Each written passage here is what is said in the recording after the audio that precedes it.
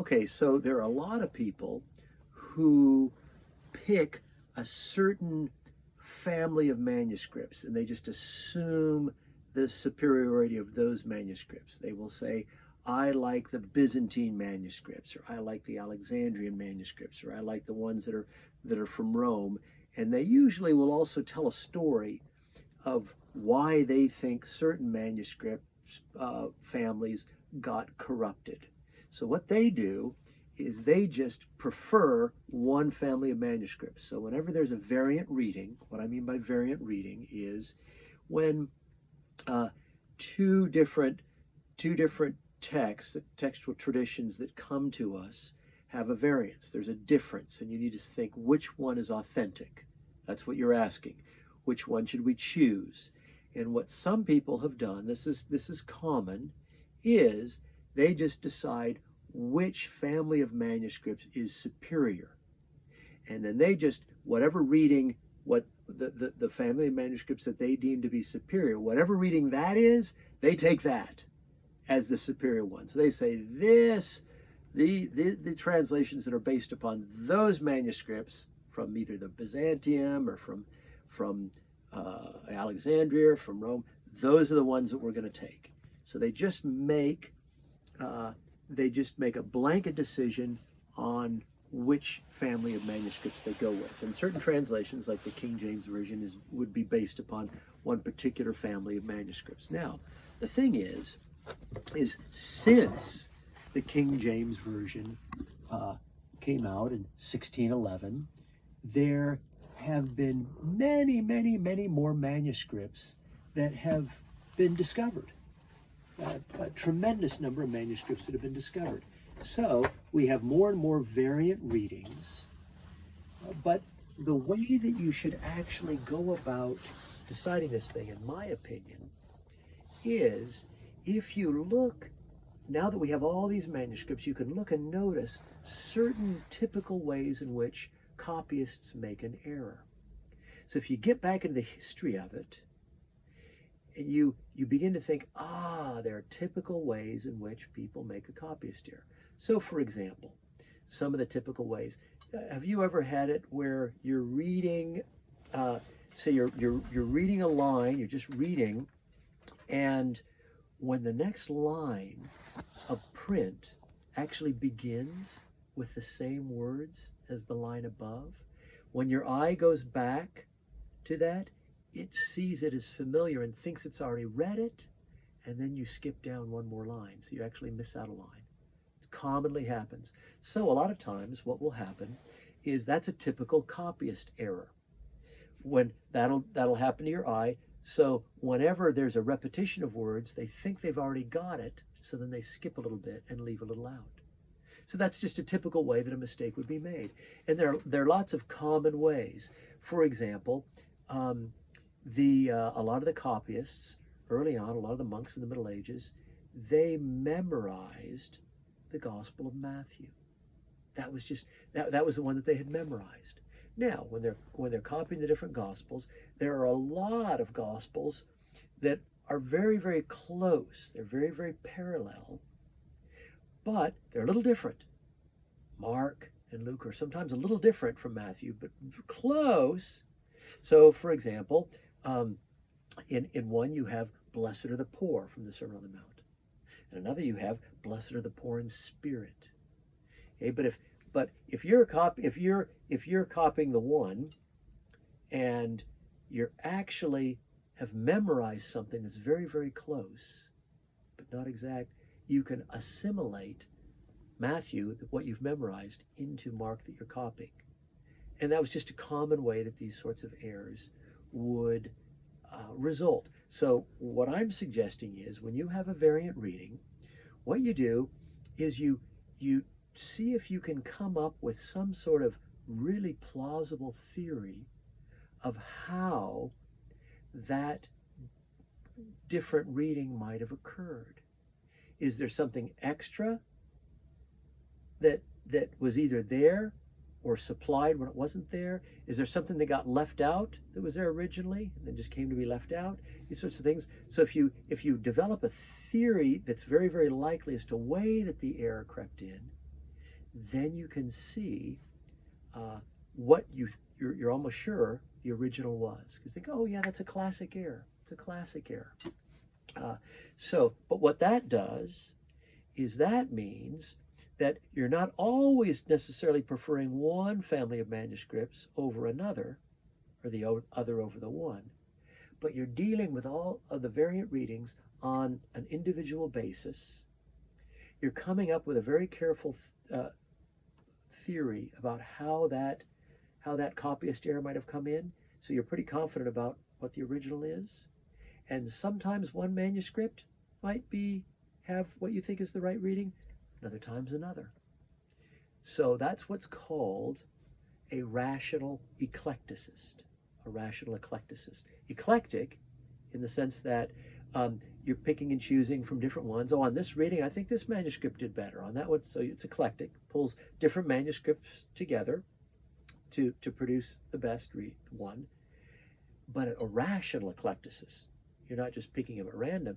You have reasons for picking the different variant reading. So you end up with an end result in which you have a text, a theory about what the original text was, that's not perfectly reflective of any one body of manuscripts, but kind of combines the best from all of them according to your very thoughtful and well-established theories as to how people typically make mistakes.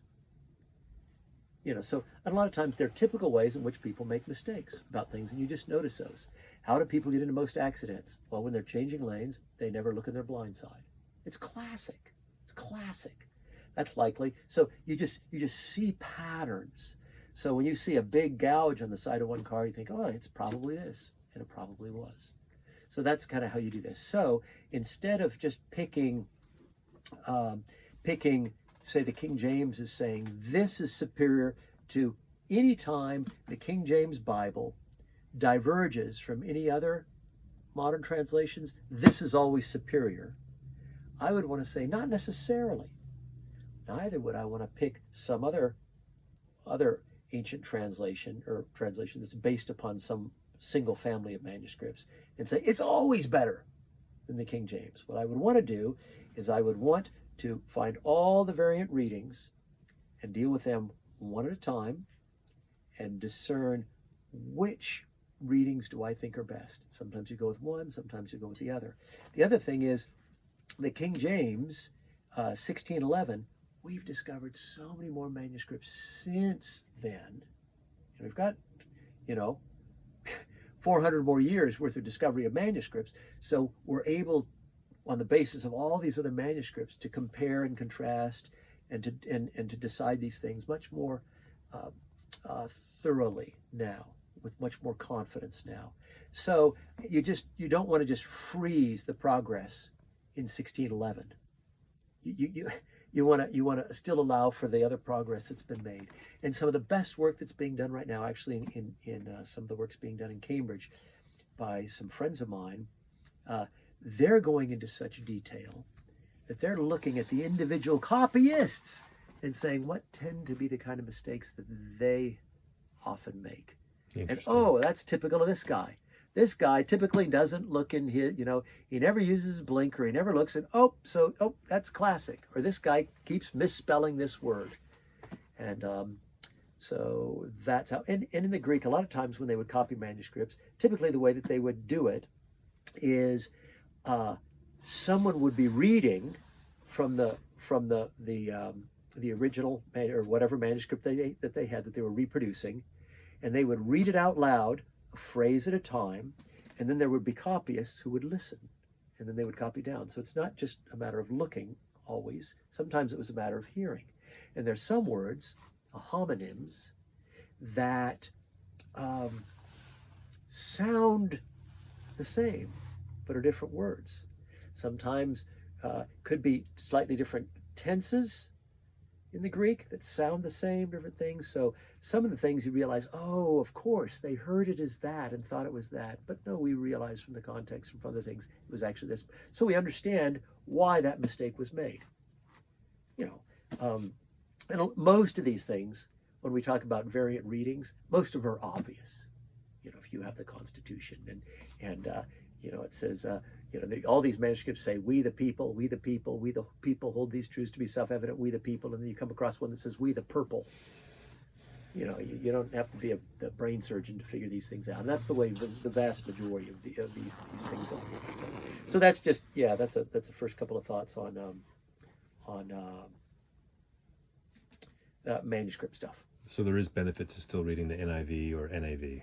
Yeah, you can. The benefit of a modern translation is they take into account a lot of the additional manuscripts that have been discovered, and then can be the basis of our work to get as close as we can to the original autographs. So yes, there definitely is. So there are some things where we're pretty sure, we're pretty sure that the King James is a little off on some of these things. And again, these aren't going to be the sort of things that are going to lead you astray. You think, oh my goodness, Satan and not Jesus is Lord. Well, no. In conspiracy circles, they're just saying like the blatant words are being taken out, like the blood of Christ, or like how do you? I mean, because that was a very optimistic viewpoint or outlook of translation.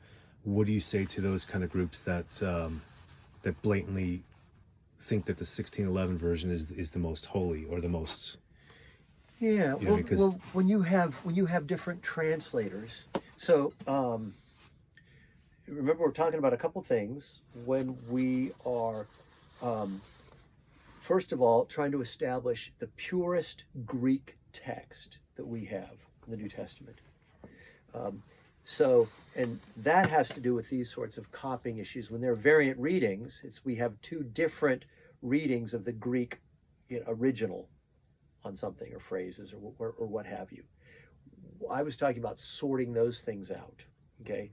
Then once you decided what is the Greek original that you're translating from, then it's a question of what's the best way to render that Greek into English, if that's the language that you're translating it into.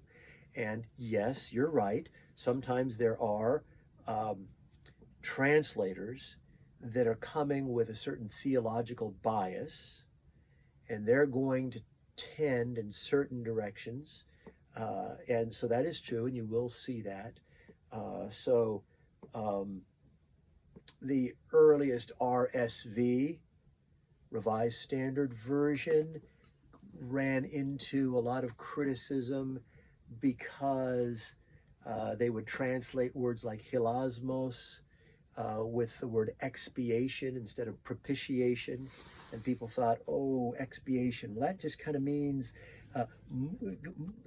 eliminating the offense rather than eliminating the offense by paying the penalty for it, propitiation. So yes, I would think in some situations this has been the case, and then those criticisms are just and good.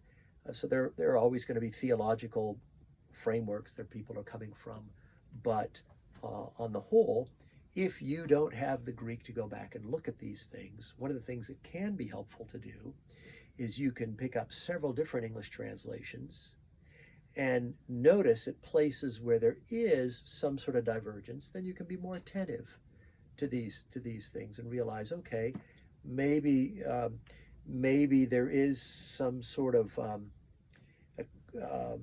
possibility of different ambiguous ways to take these things. Translation into English gives you some sort of elasticity or latitude, or a choice had to be made. Sometimes you would have a word in Greek that might be rendered two different ways. So, for example, in John 1, the light came into the world, and the darkness did not. Could be rendered, we could render the Greek, did not overcome it, or did not comprehend it. So the Greek means it could mean either Greek word, but those two English words, there's no one English word that preserves that same semantic range as that Greek word. So you kind of have to pick which one you're going to do. And a lot of times, on a good one, you'll have a little footnote and say, well, we could render this other way too. But in some translations, you don't have that. They're not going to give you that sort of apparatus. And there are examples of this, like in Philippians, Philippians 4, holding fast to the word of truth or holding forth the word of truth. It could be taken either way, so then you try to establish these things contextually. So one way to get at those places where there could be some sort of ambiguity is to have a few different translations. And if you're studying something, you can look at the different translations of that passage and think, okay, they're all aligned, must be pretty straightforward. Oh, they diverge just a little bit at this point. Let me look into that. Let me see why they would diverge. The Greek word could suggest either. Then you go to the context to try to figure these things out. So, or if you look at commentaries, some good commentaries will alert you to those situations where some sort of judgment needed to be made as to how to render this in English. So that could be. And what's your favorite version to read?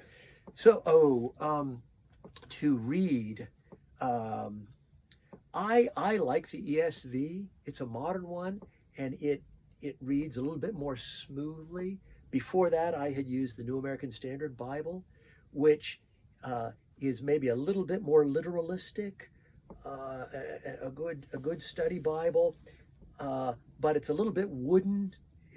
And it doesn't have the same sort of literary qualities, I think, that the the ESV now has, and that's what we use. That's what I use, and just in reading big swathes. But a lot of times I'll just pick other translations, so I'm not always so familiar with it. Sometimes I'll pick up Tyndale's translation.